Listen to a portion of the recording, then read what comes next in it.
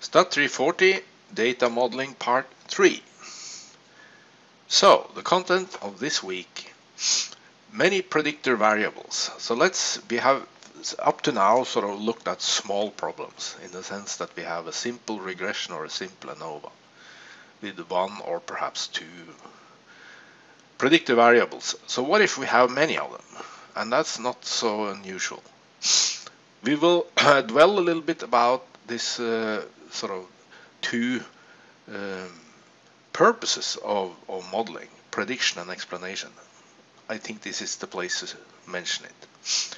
The balanced model, under and overfitting, these are very central concepts when it comes to when we have models with many predictors. And then variable selection, which is sort of the main topic this week when it comes to methods. We will see some stepwise methods. We will see the Akaike's information criterion and how we may use that for variable selection, and also, most importantly, I would say the lasso regression. And this is sort of new. We haven't mentioned this before in this course, so this is new this year. And cross-validation is something we need to talk about now when it comes to the lasso method, because we use it there. But we will come back to that more even next week, I think. So, models with many predictors. And I think in the R book you find most of this talked about in chapter 10. But I have to say it's not very much about this topic really.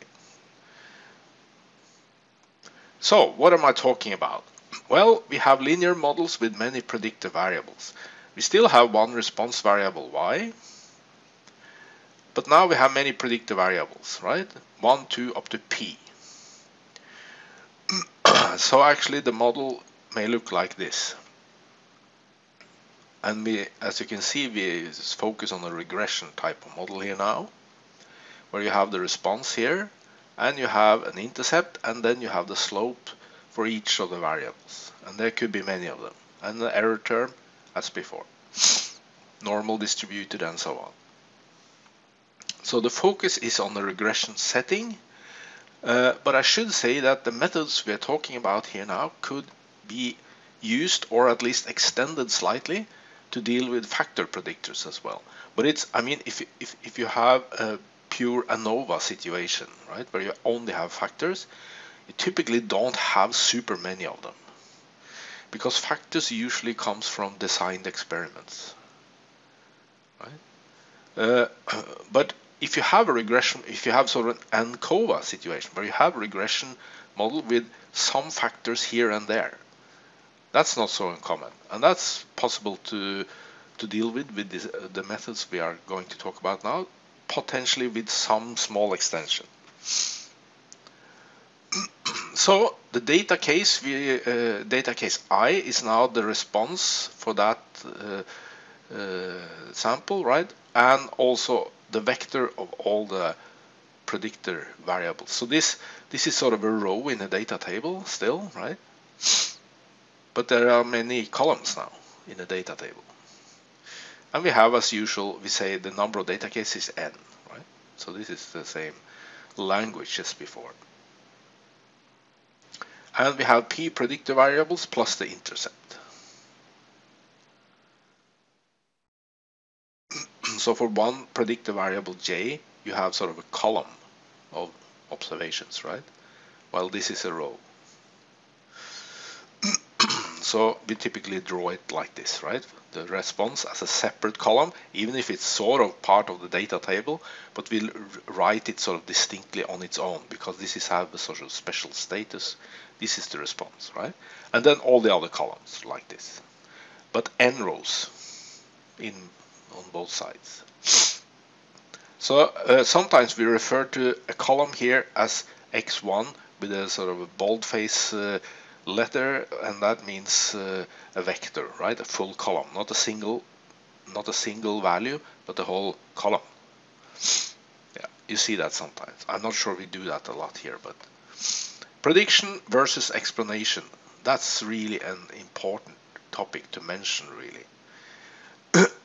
Because the motivation for linear models or models in general may be categorized into two types, either prediction purposes or explanation.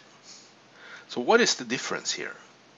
And is there really a difference? Yes, there is a difference here. And let's start with the prediction. What do we mean by prediction purposes? It means that we want to train or actually fit some model to existing data set. And that we do all the time, right? If we use it for predicting, we use this fitted model for predicting the response based on some new data for the predictors.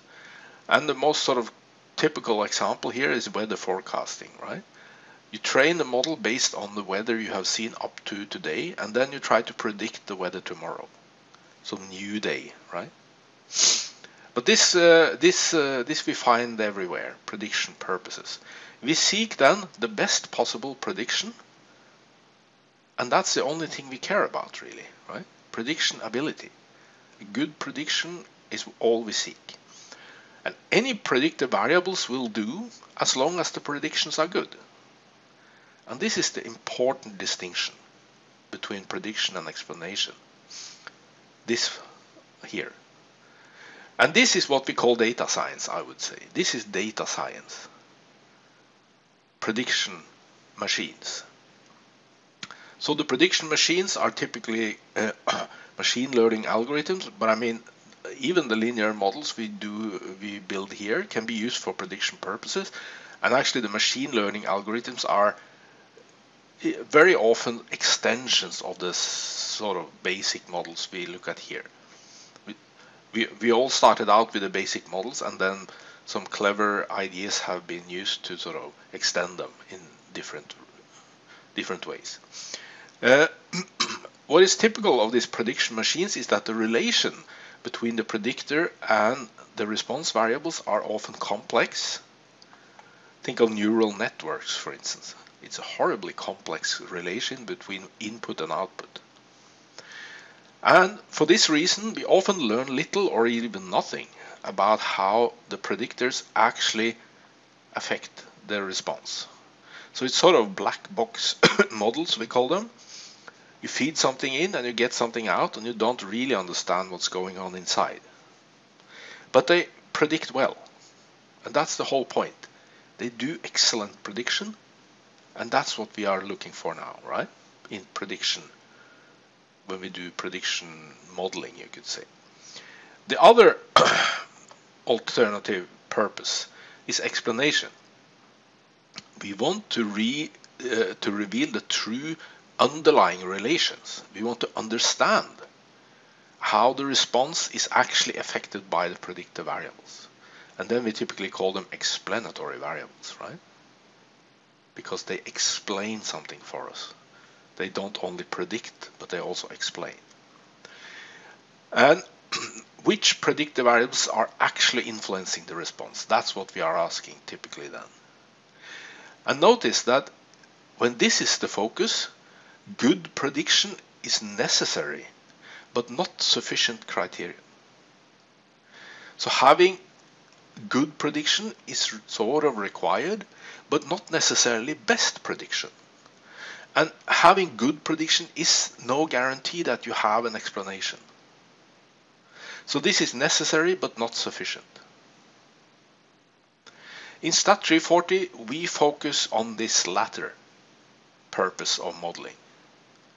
While if you want to learn prediction machines, you should take some classes in data science. Because we focus on methods for analyzing scientific data, right?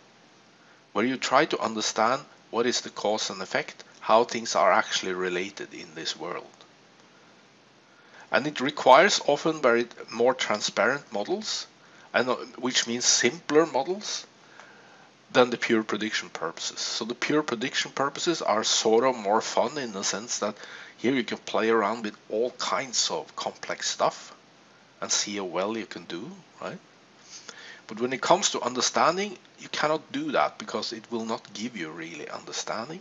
So you have to stop usually at a little bit more simple level in order to understand relations. Yeah. Some of the models we see here can even be quite complex, I have to confess.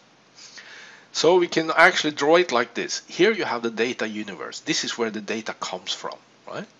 This can be some branch of biology or some economy or whatever, right? This is the field of study, right? And then you collect data and you do data analysis of some kind, either prediction or explanation purposes, data analysis anyway. And then if you want predictions, you are sort of done, right? Because you don't really need to go back here and interpret what you have found, because if you have a good prediction, you have solved the prediction problem. But if you want explanation, you have to take your results with you and sort of go back here and interpret these results in the light of what you know about this field of research. So that's why, in order to do this type of data analysis, you cannot be sort of a pure statistician, if you know what I mean. You have to know the field that the data come from pretty well. And this is the type of statistics that most non-statisticians ask for. Even if in some cases they also ask for this, and that's sort of the data science branch, yeah, I would say. Okay. I should also mention here now some phrases from what is called causal inference. This is not something we dig into here in STAT340, but I sort of waste a couple of slides on this, just so you have heard about it. There is actually a nice introduction here that I found on the internet. So if you follow this link, you can read more about it. Confounders. Confounders. What are these? This is a word you see from time to time. So when we have all these predictive variables, many of them now, a confounder variable is a variable that affects both the response and some other predictor. So you have at least two predictors, right? One of them is a confounder and the other one is confounded, you can see, by the confounder. Data may indicate a significant effect of one of the variables on y, but still this xi variable has actually no effect on y. It's just that it's correlated due to the confounder xj. And let's draw this in a diagram here. So let's say you have a response and you have one of your variables here who is sort of significantly affecting y according to your data analysis, right? It's a significant effect of this one on y. But actually there is another variable in there who is the real effect on y, but this also affects this one. So that it looks like this one affects y. And then this one is the confounder, and this is the confounding effect. So let's give a sort of a very sort of simple and silly example, but this will illustrate it. Let the response be the weekly measured amount of mosquitoes at some Norwegian tourist site. You can imagine that over the year, right? Every week you go out and count how many mosquitoes are there in here, right? And then xi, this variable here, is the weekly number of tourists at the same site. So if you then fit the model here and you have data throughout the year, I'm pretty sure you will see that, okay, the number of tourists can significantly explain the number of mosquitoes. And then you may stumble into the trap and concluding, okay, the number of mosquitoes is caused by the number of tourists. The tourist is the reason for why we see the mosquitoes. But this, of course, is not true, because both of them are actually, this is the confounding variable. the temperature. Because in the winter time there is no mosquitoes and no tourists either, right? But in summer they come, and that is because of the temperature here. So the confounding variable is the real reason for the response, but at the same time this confounding variable also have a similar effect on some other predictor variable. And if you didn't have this variable in your data set now, it looks like this is the cause and this is the effect. This is super dangerous, right? So confounders should always be included in the model, because without it you may get a completely wrong picture about cause and effect in this world. And the predictor that it affects, that one should be eliminated from the model. That one should be eliminated from the model. So you should actually look for this relation, right? And not for the one here. But notice, super important, if you are only interested in prediction purposes, both of these variables may be just as good. Because if you only want to predict if there will be mosquitoes tomorrow, you can just as well go outside and count the number of tourists. Even if it has no relation between them, they are correlated, right? So if there are many tourists, there are also many mosquitoes. And this can predict well each time.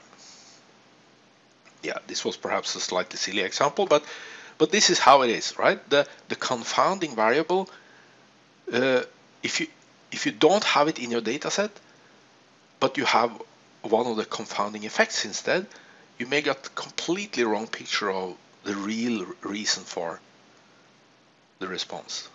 And I mean, human history is full of this. We draw conclusions about how things are connected in this world based on confounding effects. Yeah, that's for sure. We have had many errors in history of science and in general. I mean, in old times, farmers could sort of predict tomorrow's weather based on some confounded effects. And the predictions worked well, but it was not really the cause for the effect.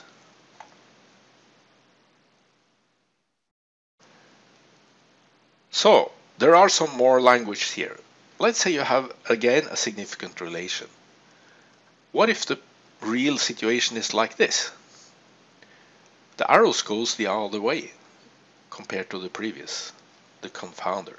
This is what we call a collider effect, this one up here. And this is now, so now you have actually a sort of a real effect here.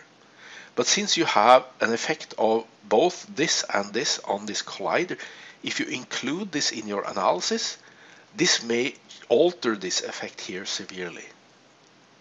So actually these colliders should be eliminated, and you should only focus on this relation here. Colliders are dangerous, you could say, to have in your data, to have in your model, right? You have them, if you have them in your data set, you should not include them in your model. There is a third one, and that's the mediators. And they are not so dangerous, because they are just giving you an indirect effect. So here you now have again the real effect.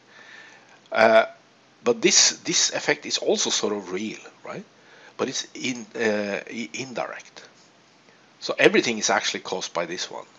But it's not completely wrong to conclude that there is a relation here as well. But it's not digging sort of deep enough.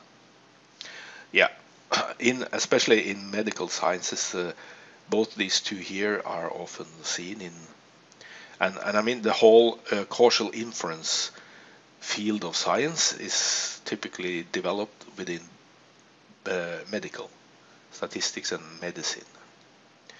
Because in medicine we are interested in the real effects, real reasons, right, for why things happen. But it's equally valid, I would say, to any other field of science.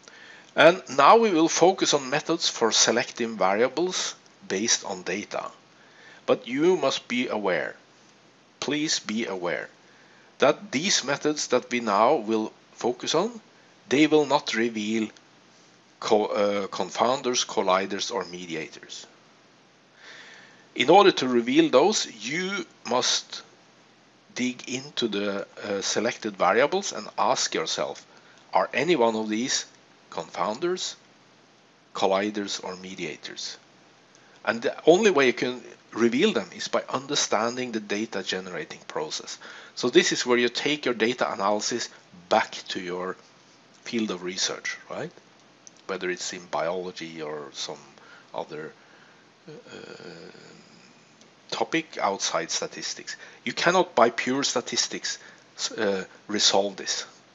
So what we can with pure statistics, we can select variables, so we will probably find those who are both correlated and important, and then finally you must sort of try to understand, is there really a cause and effect here, or is this just some artifact due to confounders, colliders, or mediators? So of course this requires quite some knowledge about the field of study, so it's impossible for us in a stat course to start teaching biology and economy and whatever, right? But so remember this, you have to do something in addition to the statistics part here. And this can typically be very difficult.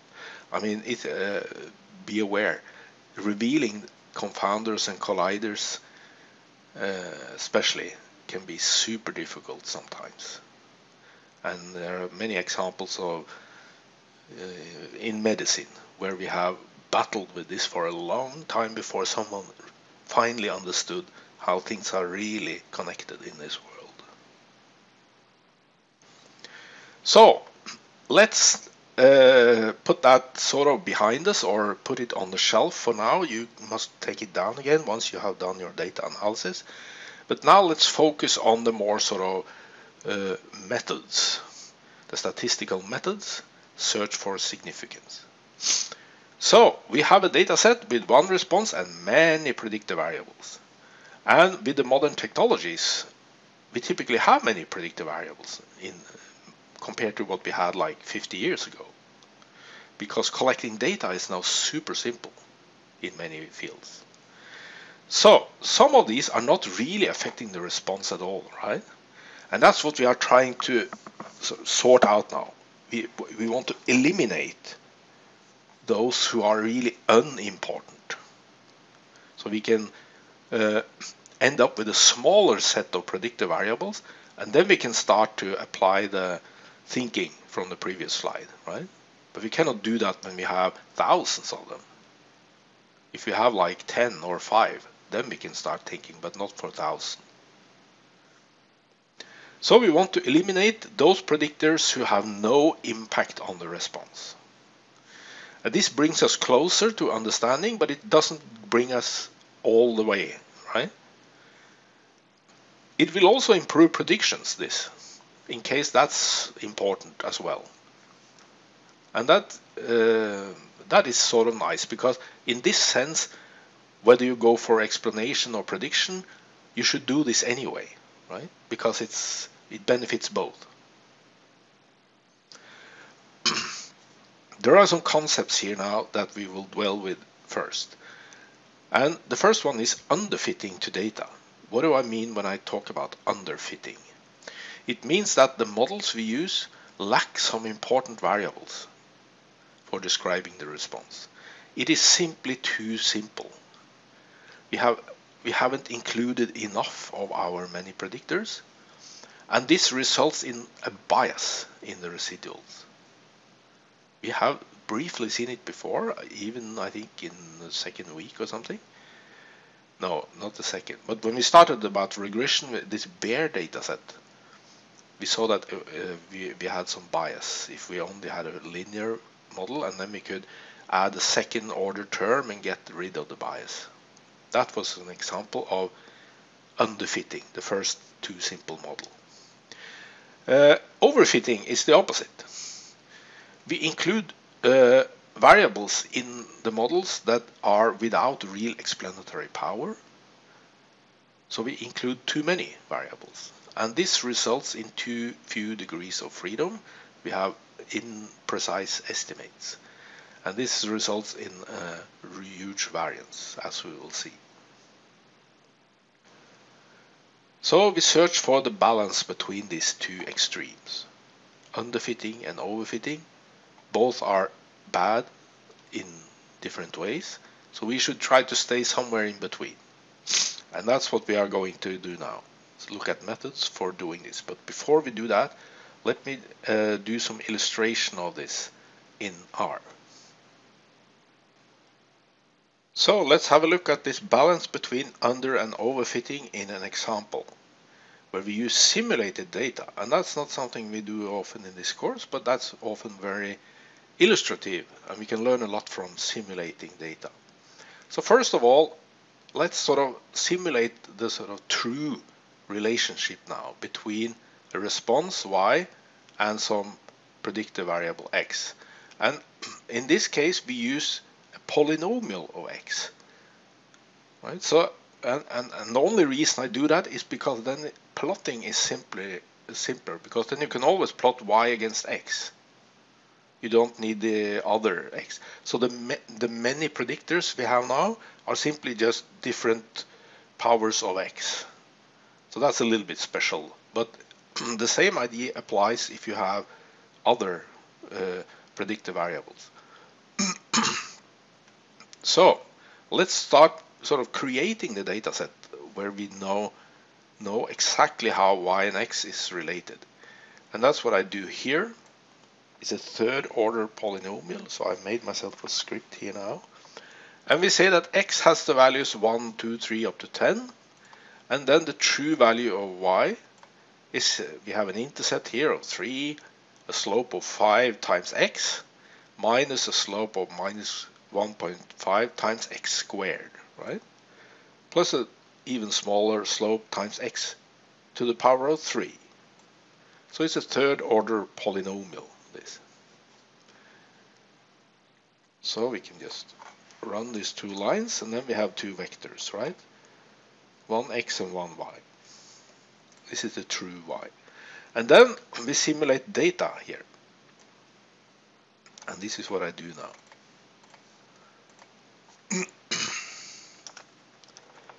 Simulate data from this sort of true underlying relation. I set this seed, you don't really need to do that, but then the results will come out different each time you run it. So here I make the real data, and that's actually the true y plus some normal distributed error term. Right? So this is pseudo-random numbers sampled by R added to the true values. So the actual observations of y is not the same as the true. It's the true plus some error, and these are both positive and negative, right? So they will go a little bit up and down. And then the data table is a straightforward data frame where we have the y column, and notice the x's now. x1 is simply x, x2 is x squared, and x3 is x to the power of 3, right? x4, so these are just increasing powers of x. And we could have had many, right? But this is enough for this example here. So we have 9 sort of x variables, predictor variables in this case. So let's run this.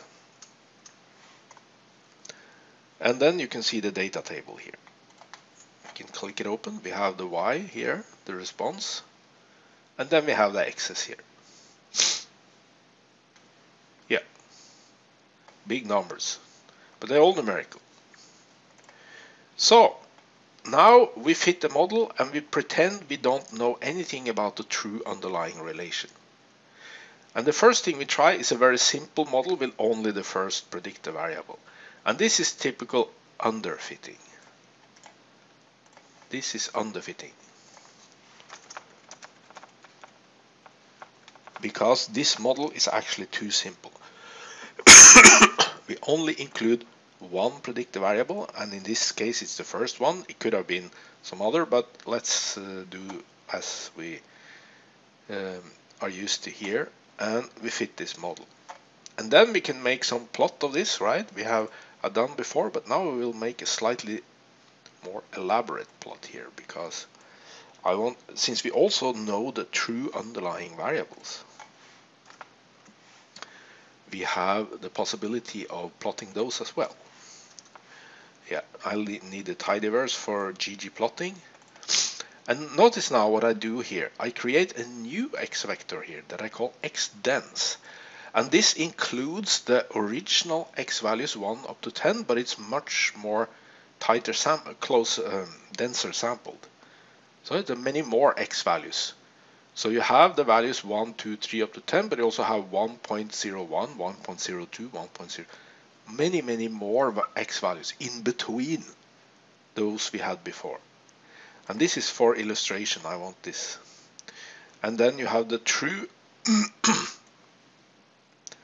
true Y values for these particular X values. And notice that here I plug in the sort of the true model again, that we don't really know. In reality we don't really know this, right? But in a simulated case we know it, so we can make use of it. I want this for prediction purposes. Yeah, and now I just do some I create a new data set here now with exactly these dense X values in them, and this is for plotting. So actually I can just, and I add some I use this coplot package to make actually two plots. So let me show you here. The technicalities here are not so important. You can study that. Whoops, I forgot to run the library tidyverse. Like that. Yeah, and then we can actually do it step by step. And here we have the figure I was looking for. So on the left here, this is what we usually do, right? When we have the red data points, we fit the model and we plot the regression line and see how well this fits the data. Well, it's not super bad, right? But from only these sort of 10 data points, we don't really see the underlying, how the true relation is between X and Y. And that's what we plot over here. And here we have many dots, densely spaced, right? The blue dots, they're actually dots. It's not a thick line, it's many dots. And here is the true actual underlying relation between X and Y. And this is the one we fit with our model, right? And we can see this is not even close. It misses a lot. And it misses not randomly, but this would create a bias, right? Because over here, the fitted model is always below the blue curve, all the way down here.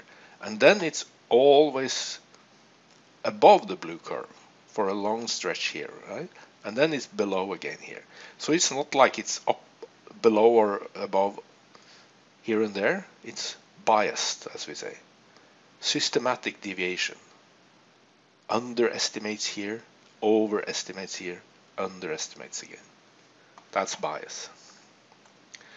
So an underfitted model will give you bias. It's a mismatch to reality due to bias, you could say. An overfitted model, let's try that instead. And that's sort of the other extreme, right? Instead of using only one, model, you now use one predictor. You use all of them, or too many of them, and in this case all of them, which is often too many if you have many of them. So now I fit this model instead with all the 9 predictors as variable, and that's possible, right? And now I run this code again, but now I just change here. That's the only thing I change. I use this model as the fitted model now instead of the LM1. I use LM9. The rest of the code could be the same though. So let's see if we can run the code with this model. And look how this plot's changed now.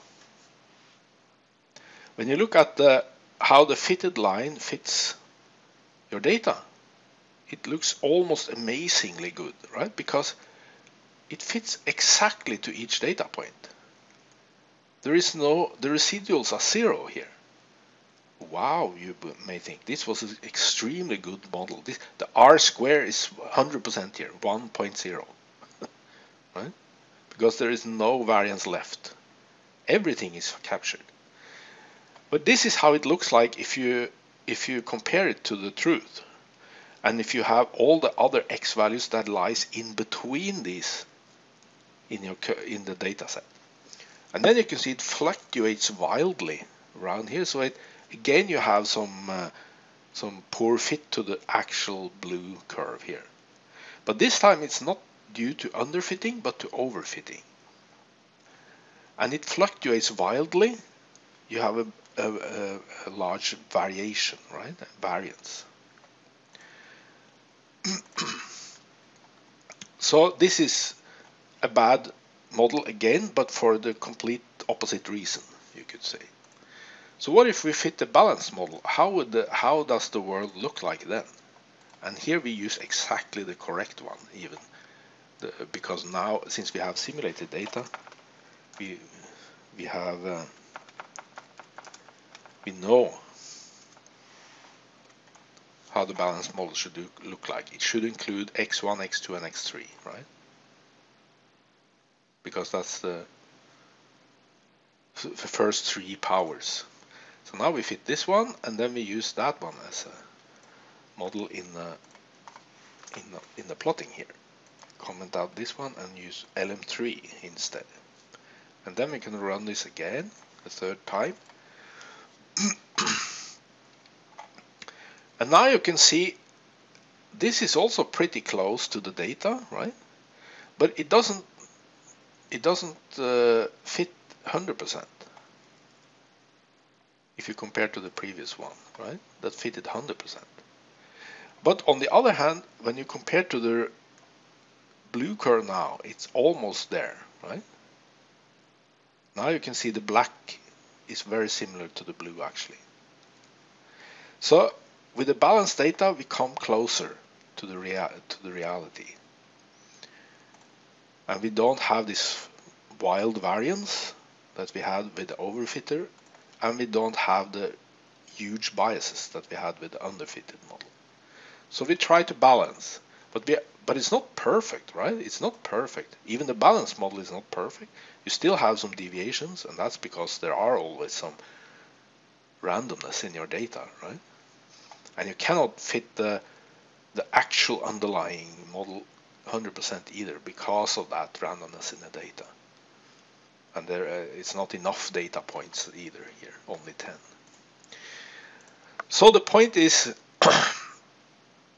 a balanced model is always to be preferred. You could now, or you should now, actually try to play around with this code and try to include both 2 variables, 4, 5 variables, and you will see that it's if you didn't know that 3 variables was the optimal here, it would be quite difficult to see that, because with 4 or even 5 variables, I think you get almost as good results. And that's quite important to be aware of. From a sort of limited data set, we cannot always, or we can never really expect to find the true model. But what we can do, we can eliminate those who are too simple and too complex. And we are left with a set of models in the middle that we can start digging more into. And that's exactly what we are going to do more on now. So we have seen that a balanced model is what we should look for. And balanced models is the balance between bias due to a underfitted model and the variance due to an overfitted model. So both of them give us errors, and we should try to minimize both actually, right? So, and this is always the case, right? A data set with a fixed information content. I mean, all data sets of a finite size, right? They will have a fixed information content.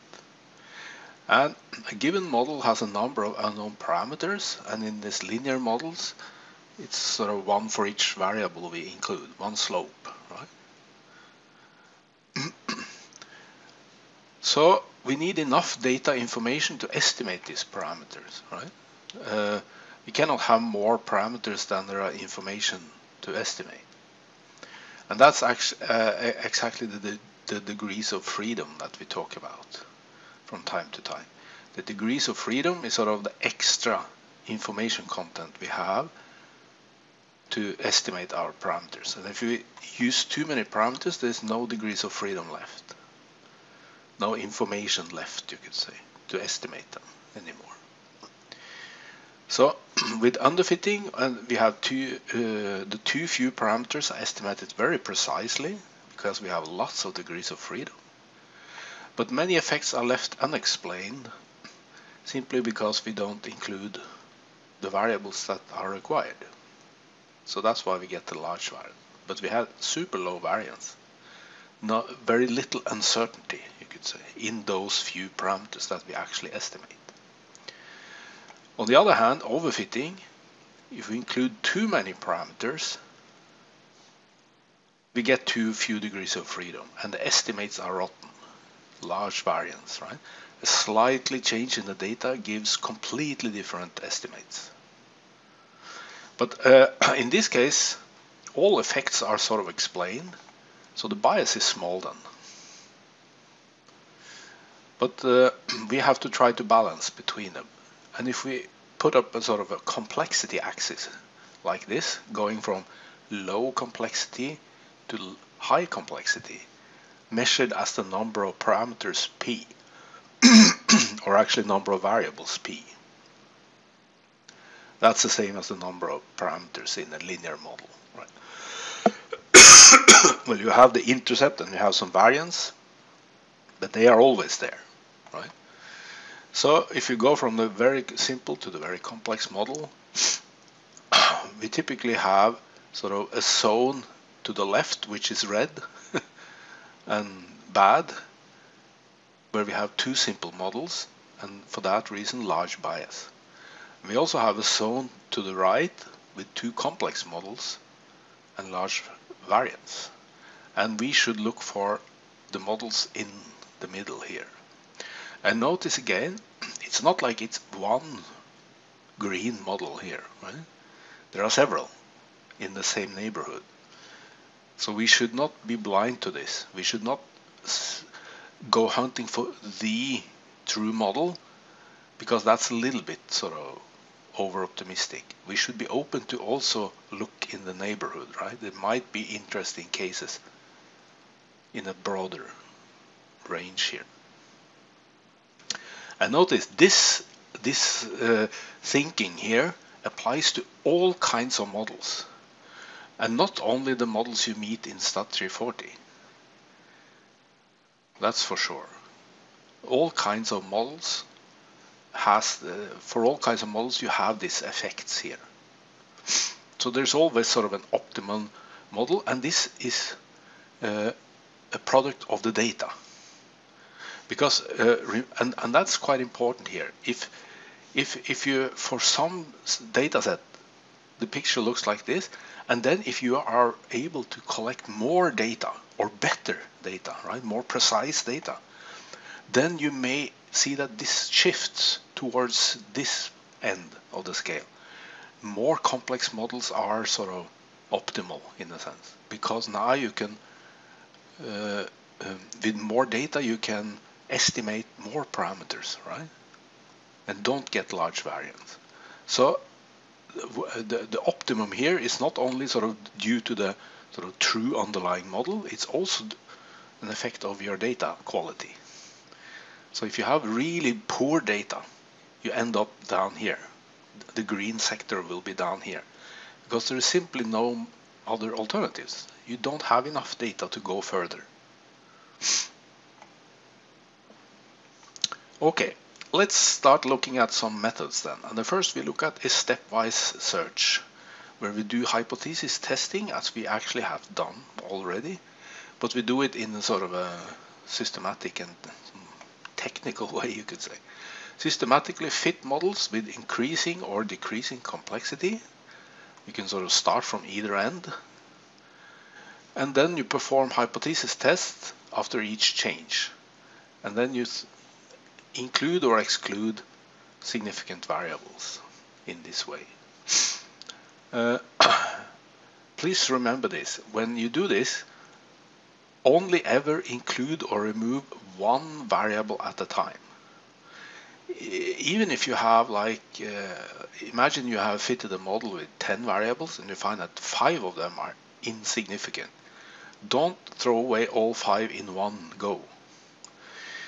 Throw away only sort of the worst and then refit the model with the remaining variables. And this is super important, but because each time you do something, either include or exclude something, all the estimates will change. So what was insignificant in one step may become significant in another step, or vice versa. So do this one variable at a time, small steps, right? So yeah, and refit between each. And this is exactly how these methods are designed.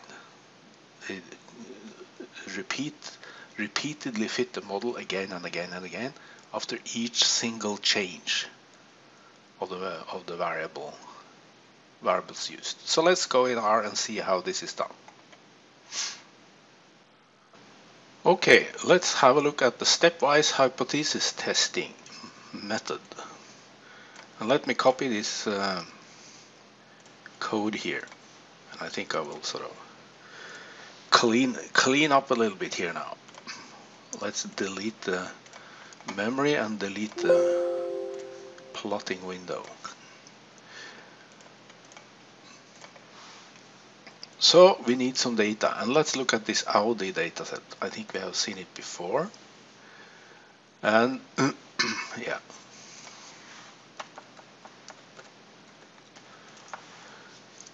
It's a dataset where each row is a car, and for each car we have the price of it, and then some other sort of information, some other data about each car.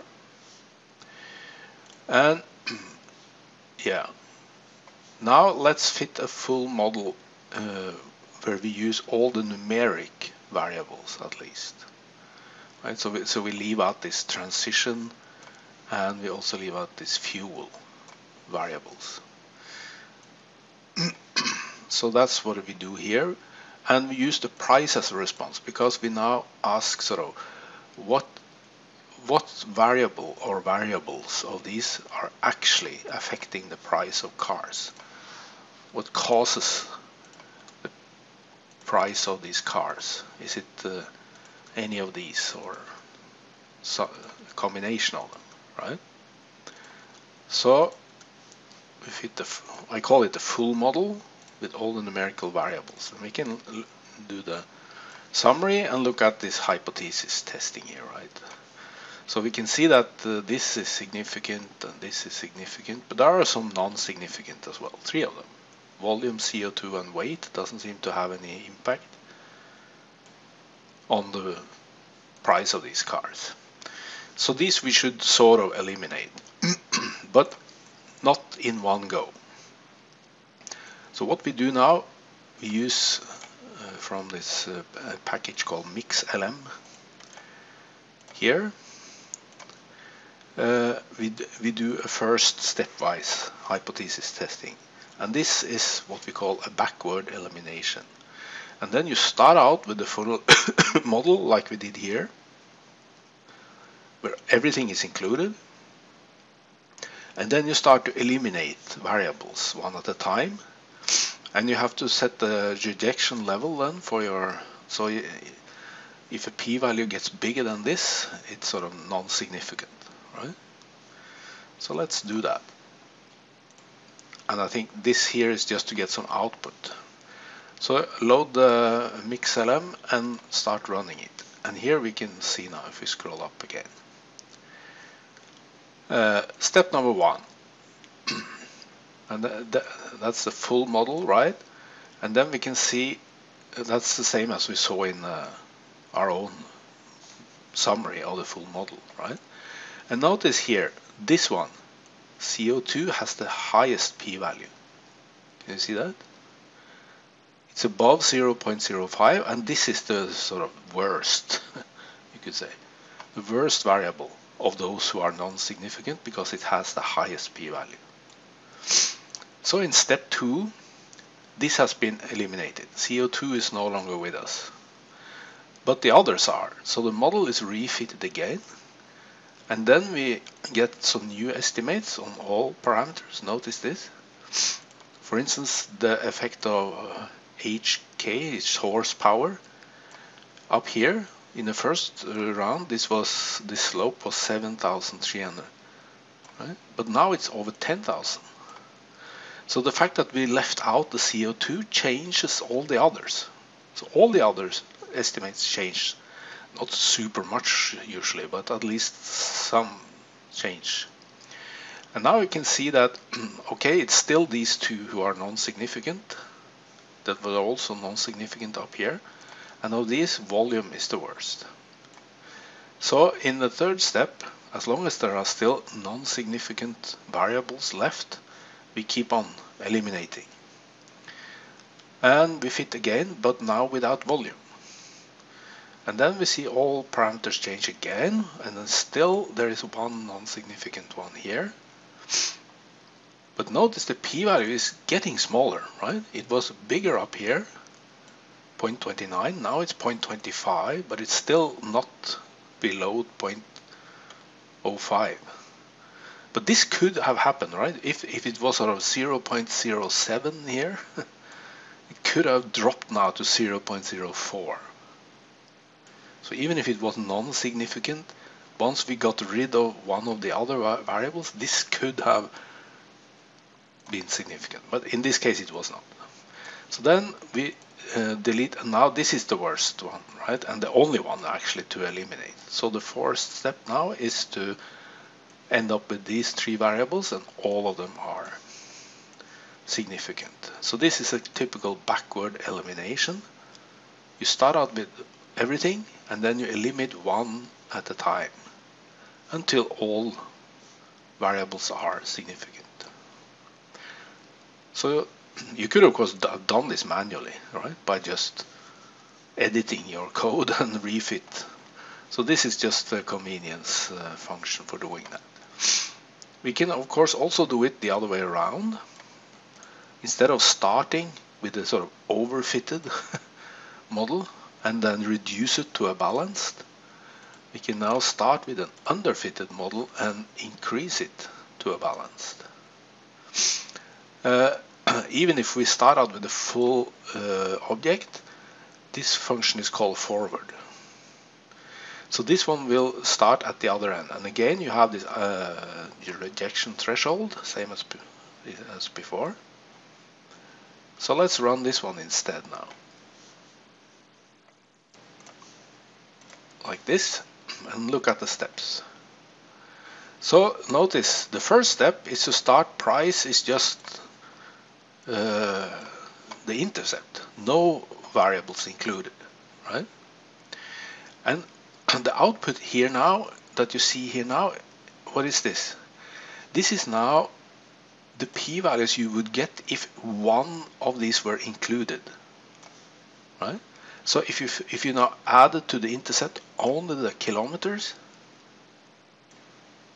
right? The first, so go from sort of 0 to 1 variable here.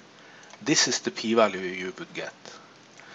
But if you instead included this horsepower as the only variable, this is the p-value you would get, and so on. If you did use this one as the only variable, this is the p-value you would get, and so on. So all variables are listed with the p-values they would get if you included them one at a time alone, sort of, right? And then this method here now will select as sort of the input or as the final, the one with the smallest p-value here, and that's age. Right? Can you see that? This is the smallest, 4.9, 10 to the power of minus 10. So this is sort of the variable that alone would be able to sort of explain the price best. So this is now included along with the intercept.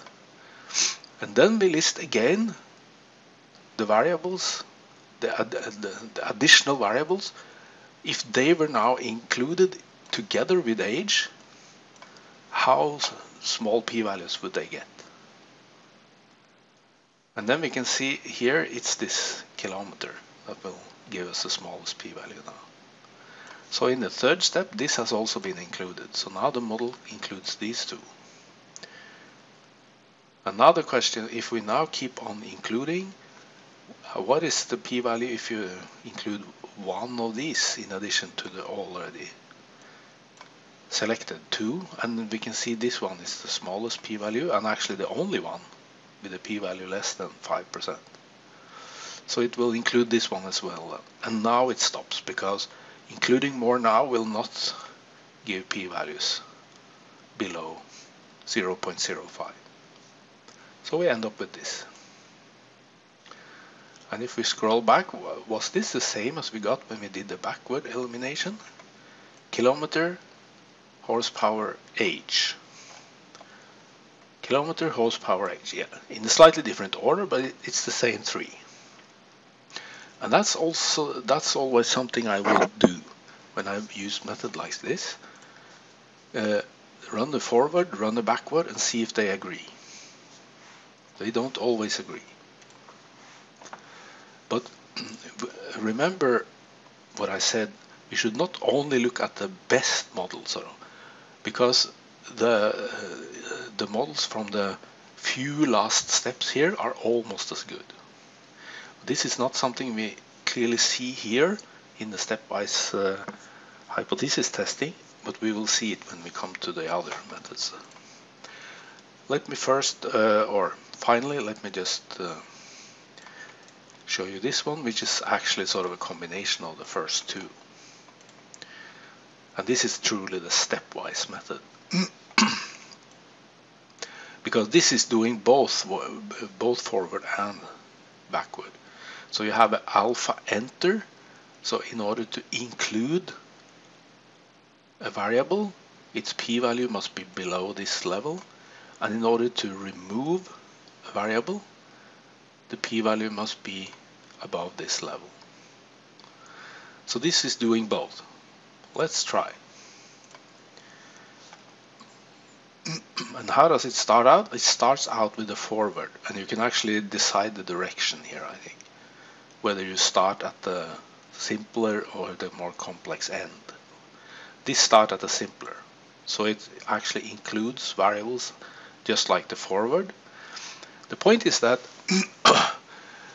a variable that was included in an early stage here,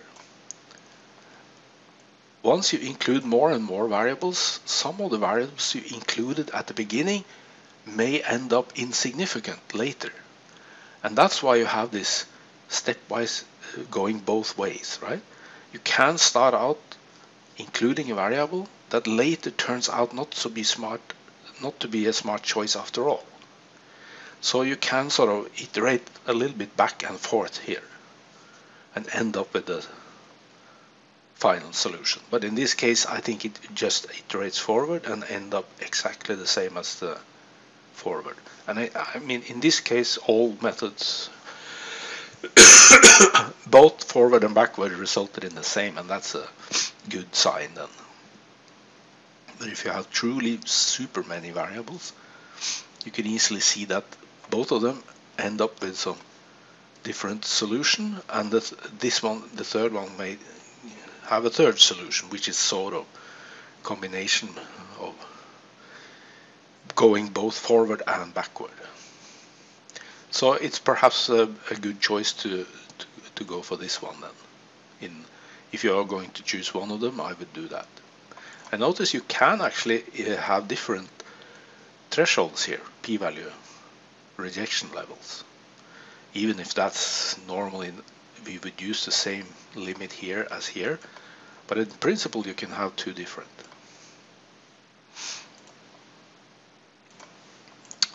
Okay, that's stepwise methods. The Akaike's information criterion, that's something we need to talk about in STAT340.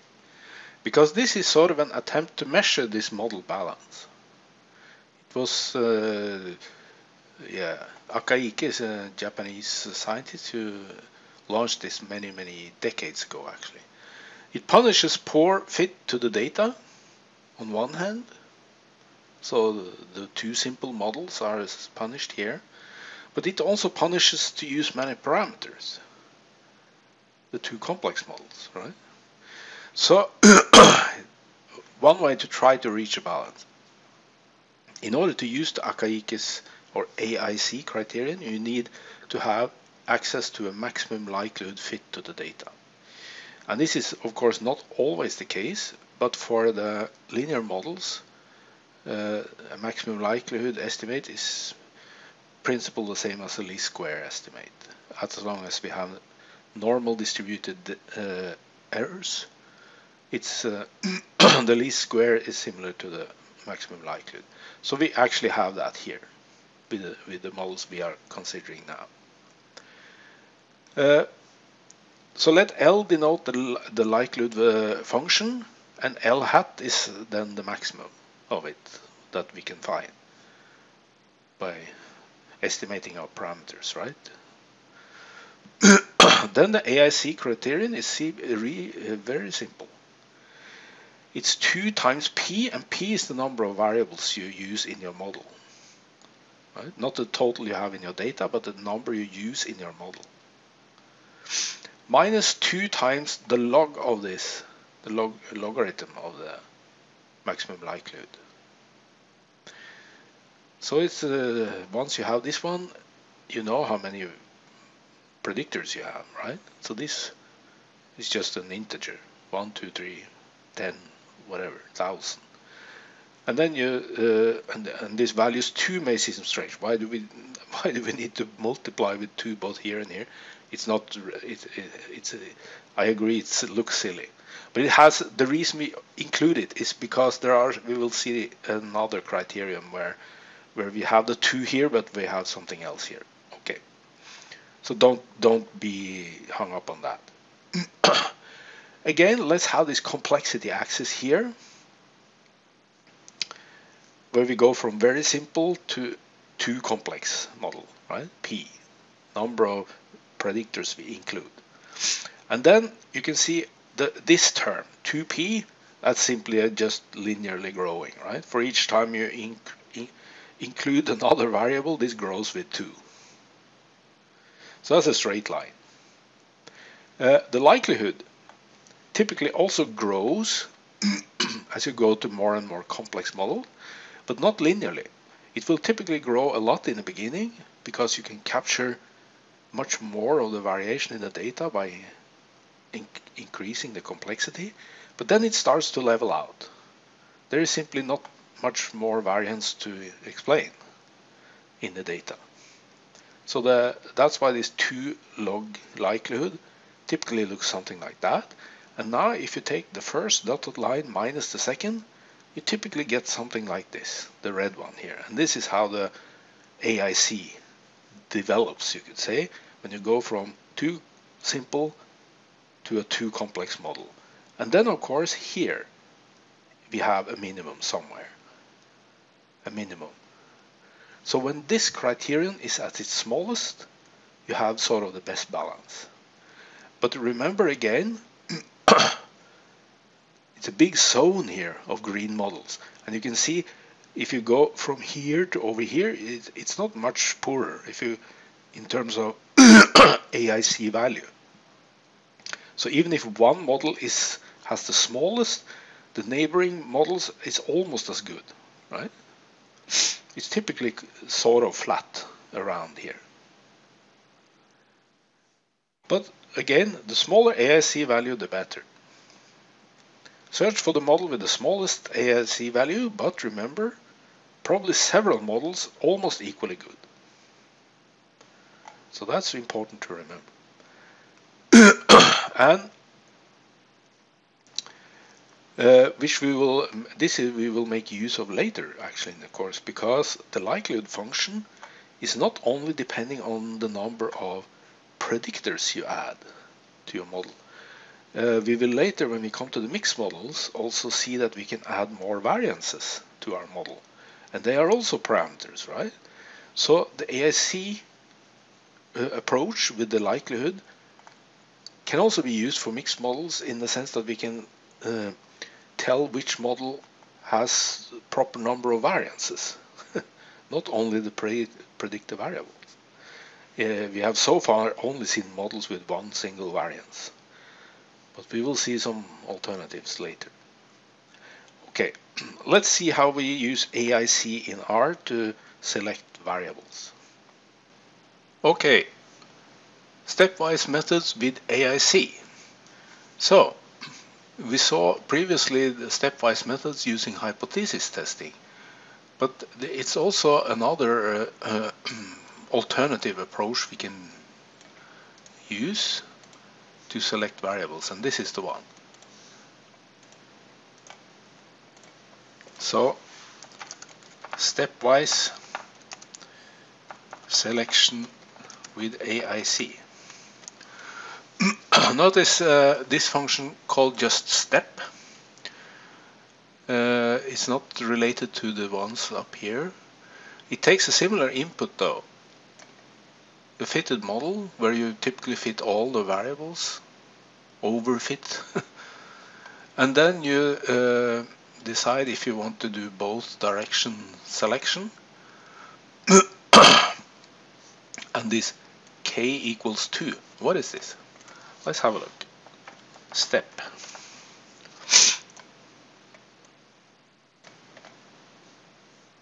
This is how you should always do, right? When you have, if you have a function in R and you're not sure what all the inputs are here. So here you can see the step function, yeah, and here k equals 2, yeah.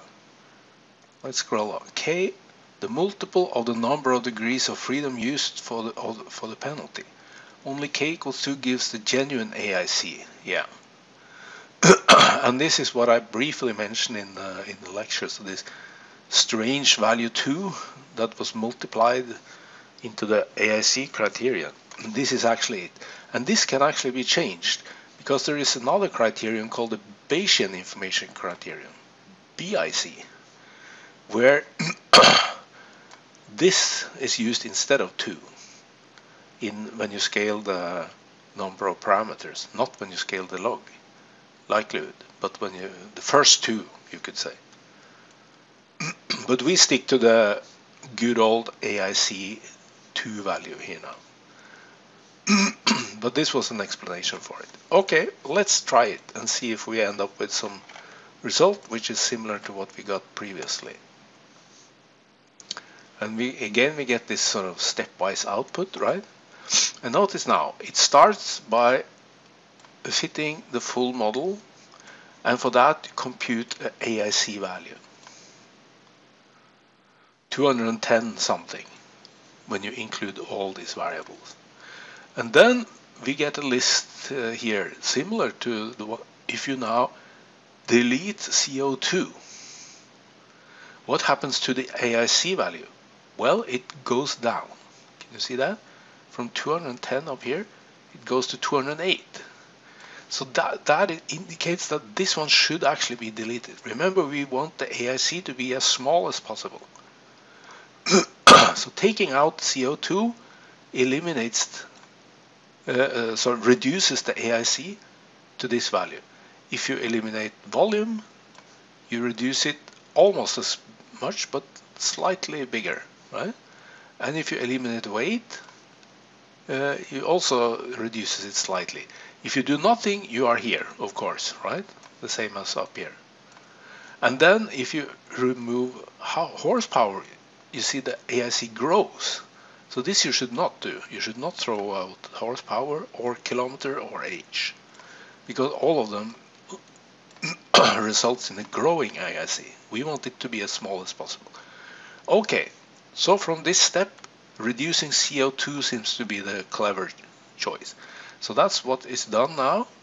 And then you can see the new model is without CO2 with this as the AIC value. And now again is listed. If we remove volume, the AIC now drops to this. And so on, right? And here is the result you get if you don't do anything. And again, if you add CO2 again, you are back to this one, right? So that's not something you should do.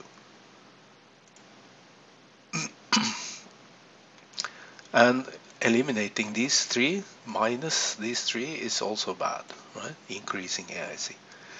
So again, we eliminate. This is always the first choice, right? Which is the next step. So we are now down to this, reduced here, and again you can see. And now you can see there is only one way to improve this, and that's by also eliminating weight.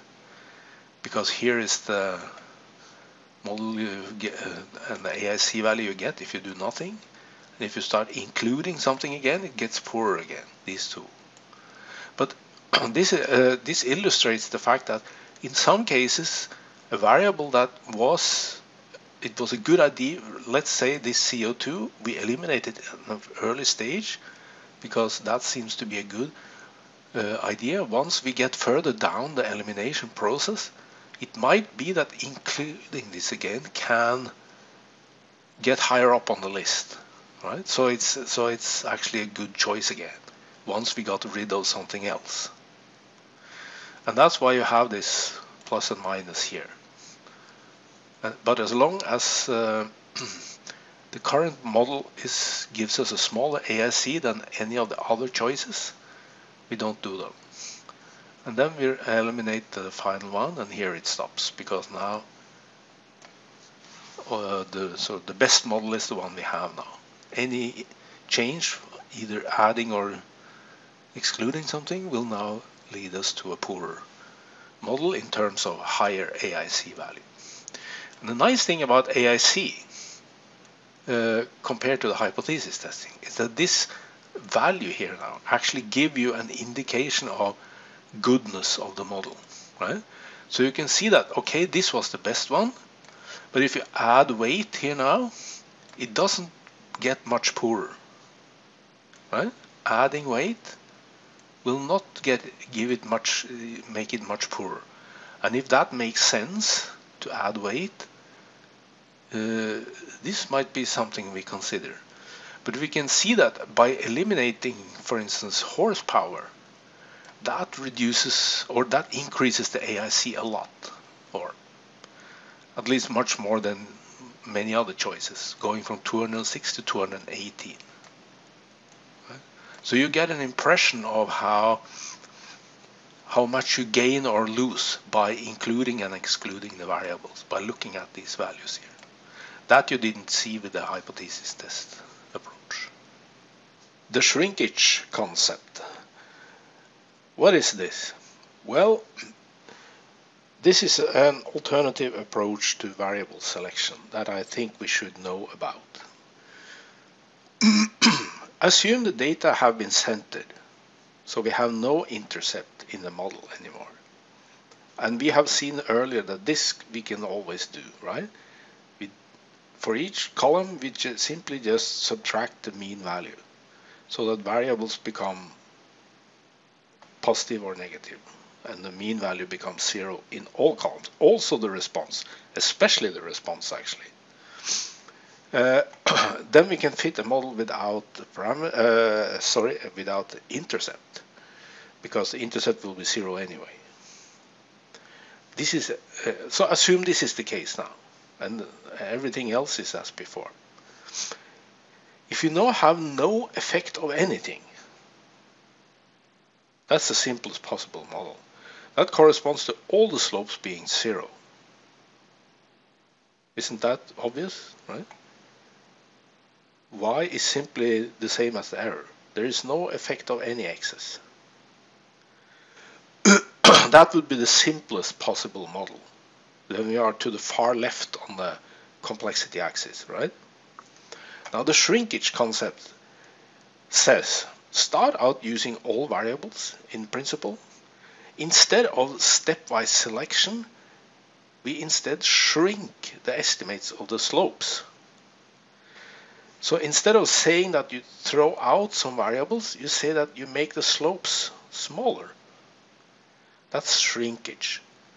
And you can see that if you make them small as possible, and that is 0, then you have actually the simplest model you can ever have. So by shrinking the betas, it's a way of sort of reducing model complexity.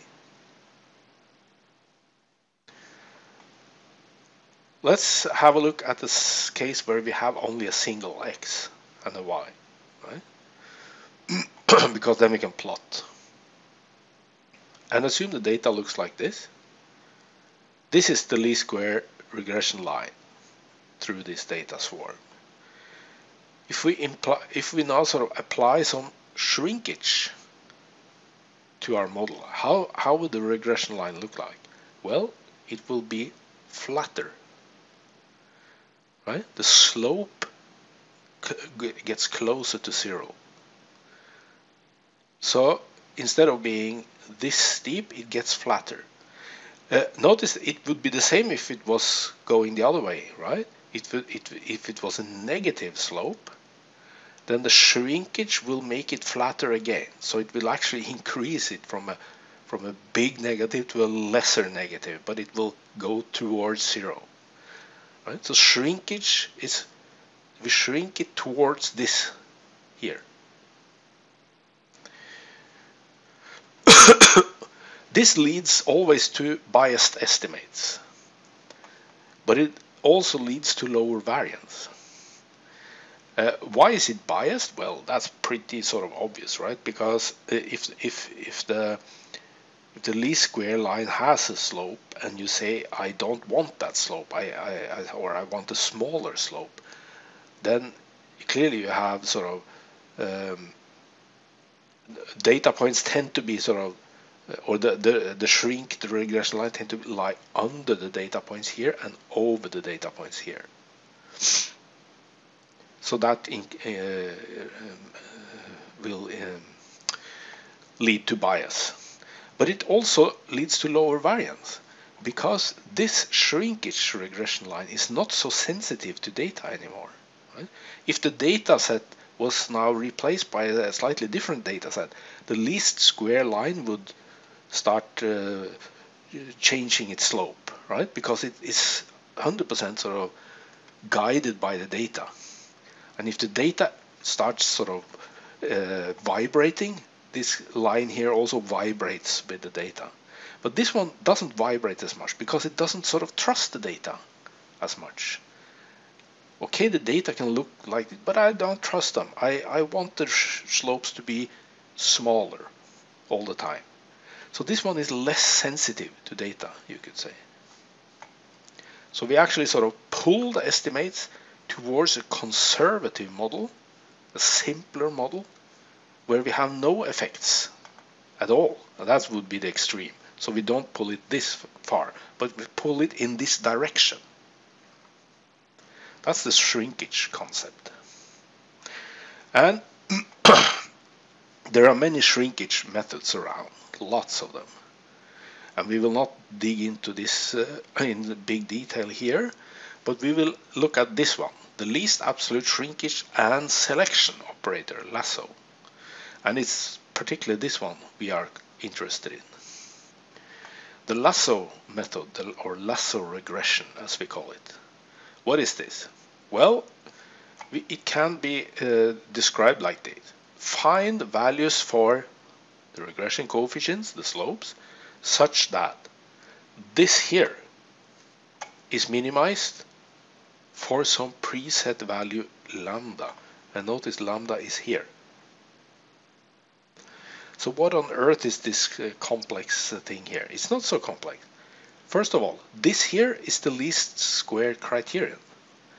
So even when we do ordinary regression, we always try to find regression coefficients that minimize this one.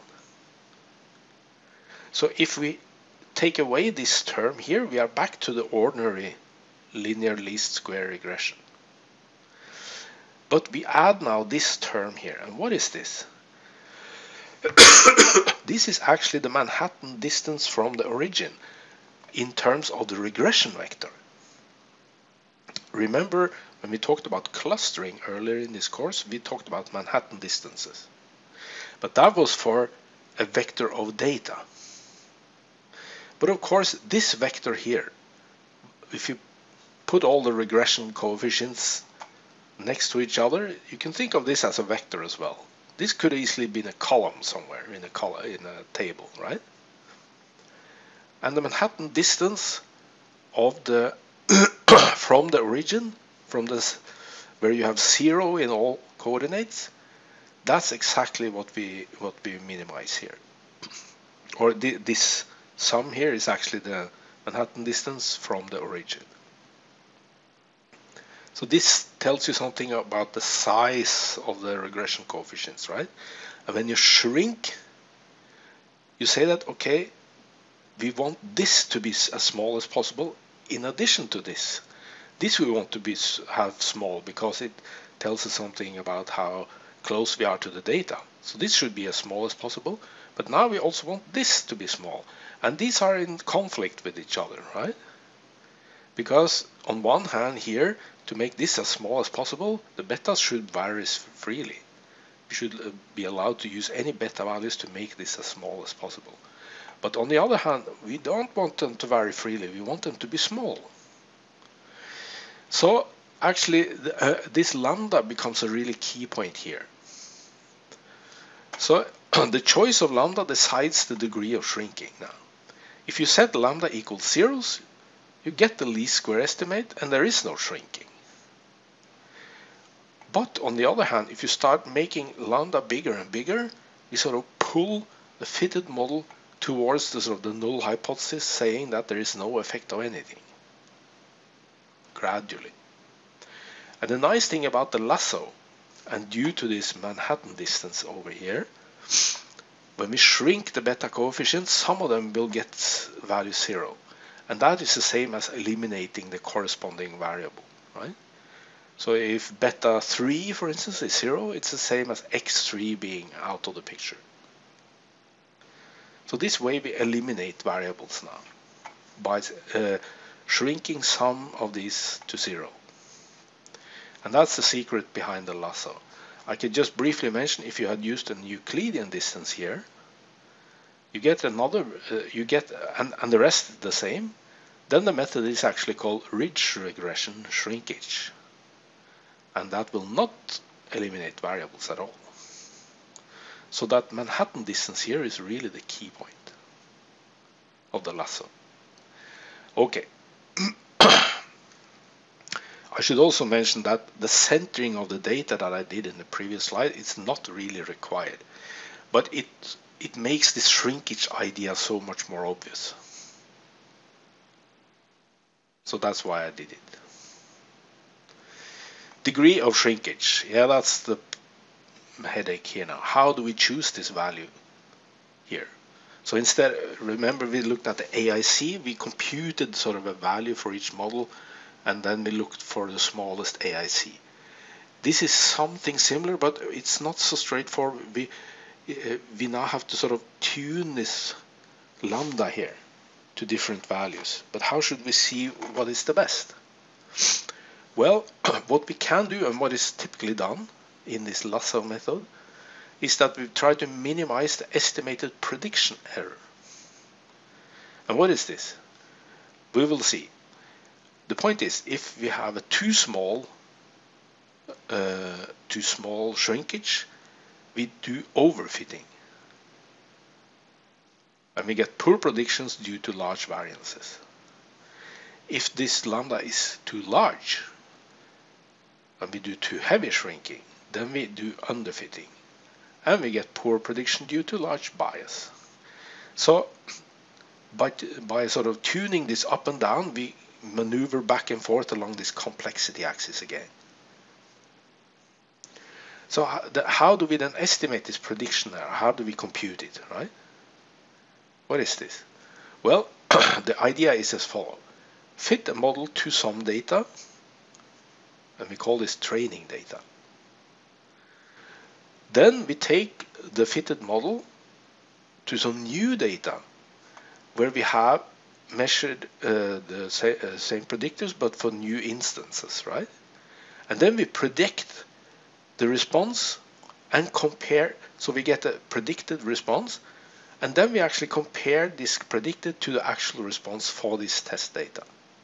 So you need to have sort of two data sets. One where you fit the model, and another data set where you do only this prediction step. That's the secret. And once you have these two, you compute what we call the mean square error, for instance, or there are some other ways. So this is a typical one, mean square error. You just take one minus the other and square it and sum. So this is sort of the Euclidean distance again. But now it's Euclidean, now it's squared, right? Mean square error. How do we do this? We need two data sets, but we typically, so we need a test data, but we don't have any test data.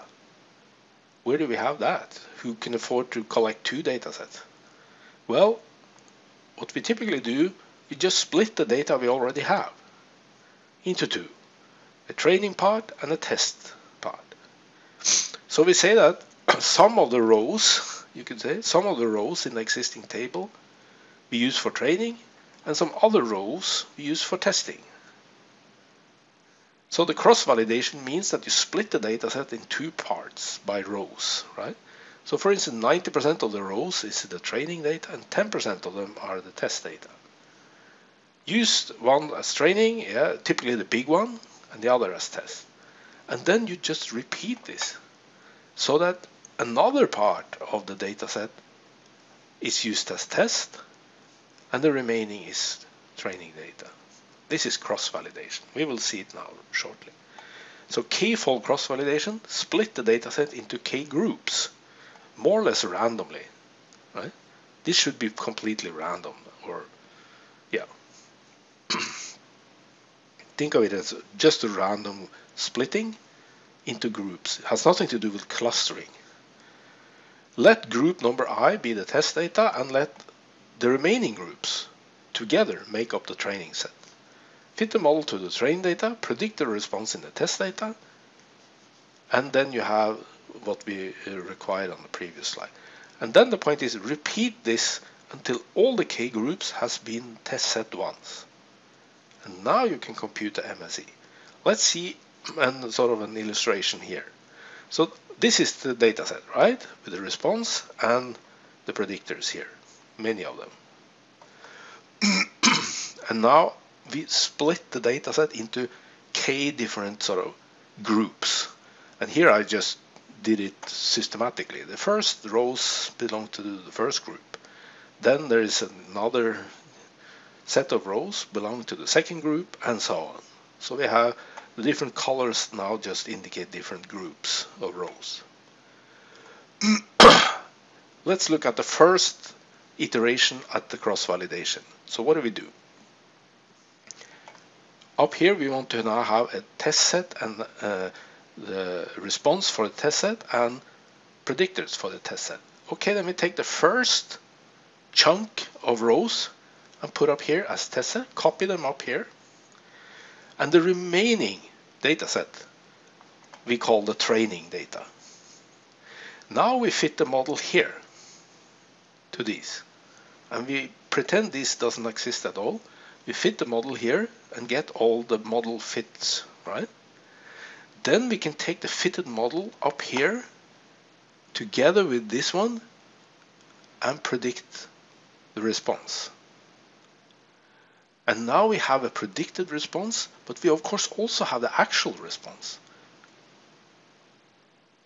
And that's the whole secret. These two can now be compared, right? How close is this one to this one?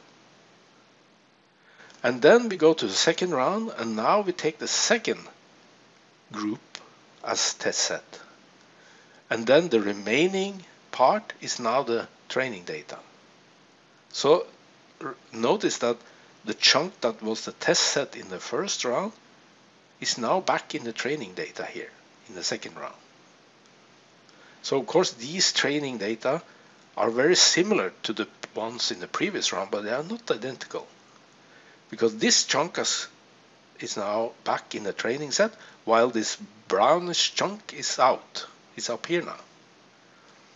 And then we can fit the model again, and this will give us a slightly different model fit, right? Because the data has changed. Then we take this up here again, use the predictor values, and get a prediction. That we also can compare to this one. And so on. And the third round, the same thing again, right? New training set, fit the model here, take it back up here, predict the response, and so on. And this is how it continues now until we have all the chunks have been a test set once. All of them have gotten some test set, and now we can compute the MSE, because now we have this one on this side and this one on this side. MSE I equals 1 to n. 1, 2, 3 down to n. That's cross-validation. So, summarized, the cross-validation is performed for each new choice of lambda.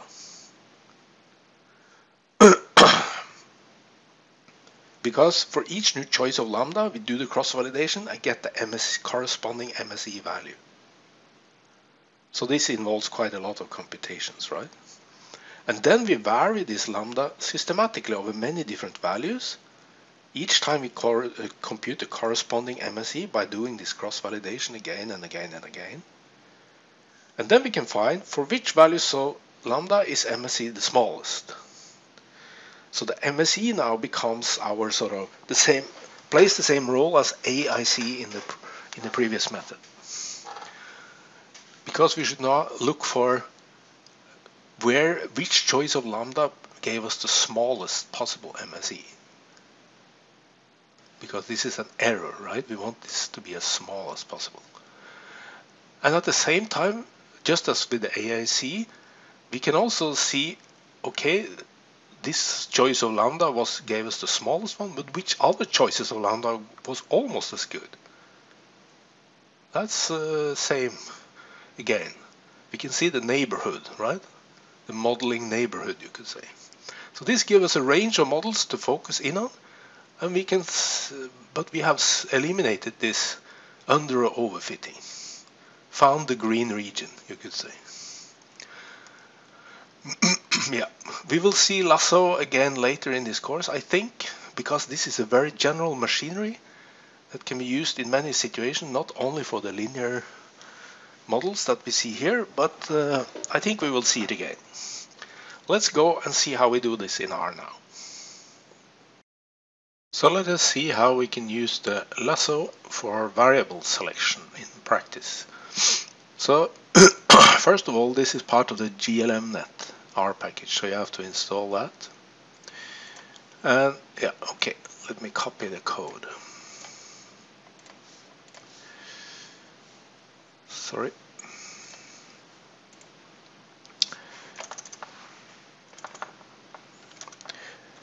The lasso. Oops, there should be two S's here.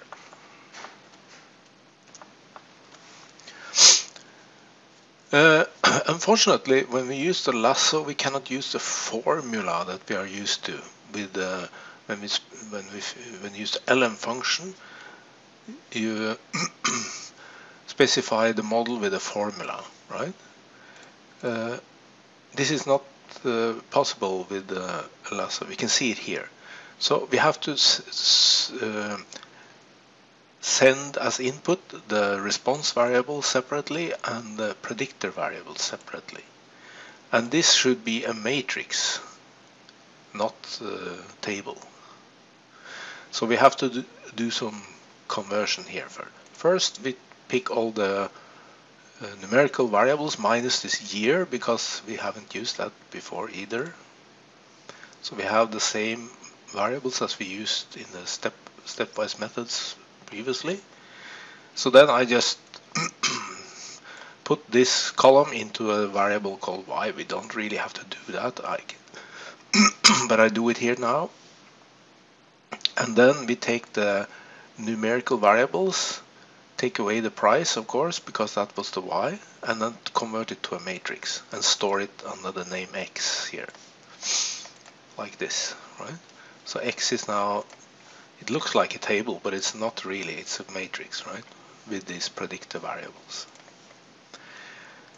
And then we use the cv.glmnet function. So it's doing a cross-validation and lasso. And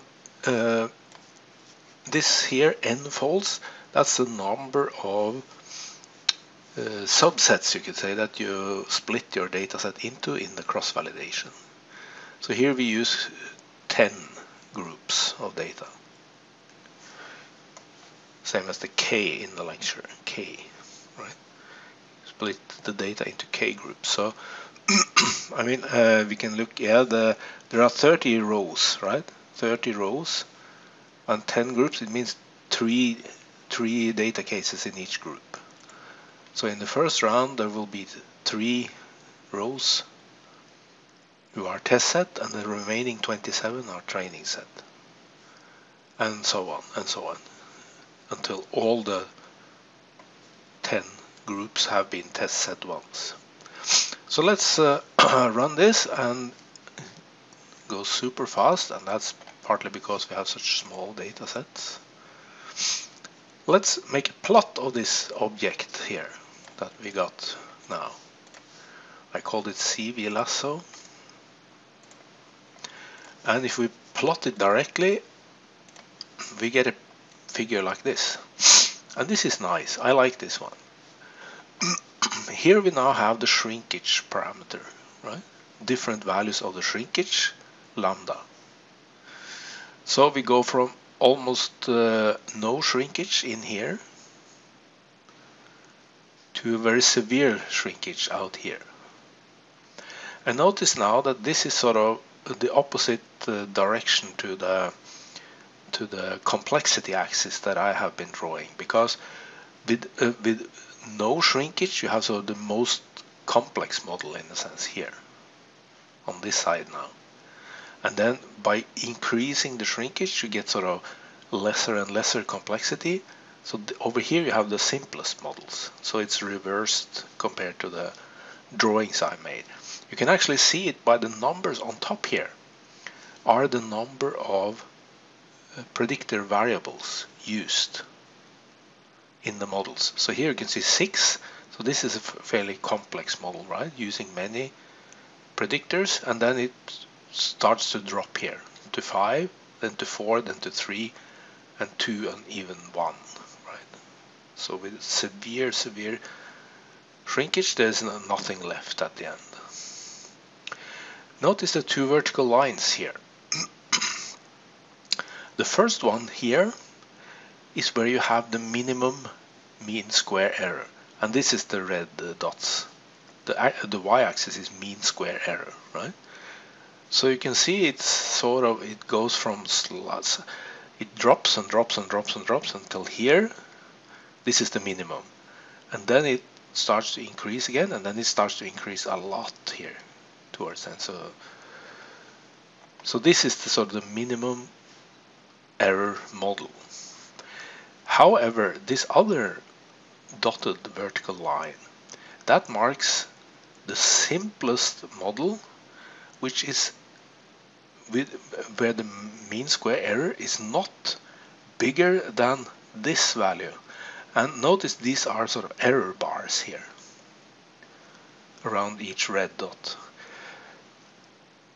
And this you can interpret as saying, okay, this is sort of the best model in terms of prediction error, but this is the simplest model, which is not significantly poorer than the best. So actually, sort of all these here are more or less equally good, right? And we could also include those over here, but since we are looking for sort of simpler models, we tend to focus in between. So actually in between these two vertical lines are the models we should consider. And notice up here, all of them have 3 variables. All of them have 3 variables. However, we don't know if it's exactly the same 3 variables, even if we may suspect that. But this simply counts how many variables are included. In order to see that, we can do like I do here. And this is something I sort of suggest that you do. What I do here now, I look at, first of all, what are the lambda values where we have from the which lambda values are from the smallest to this here, between here.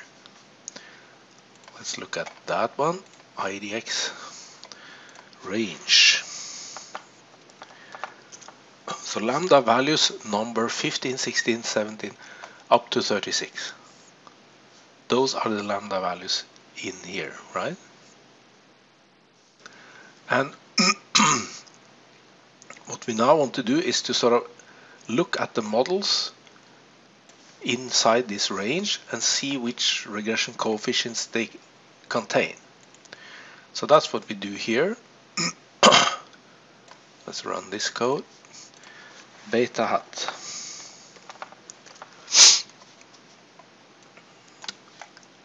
So here you can see now one row for each. So for row number 15, right?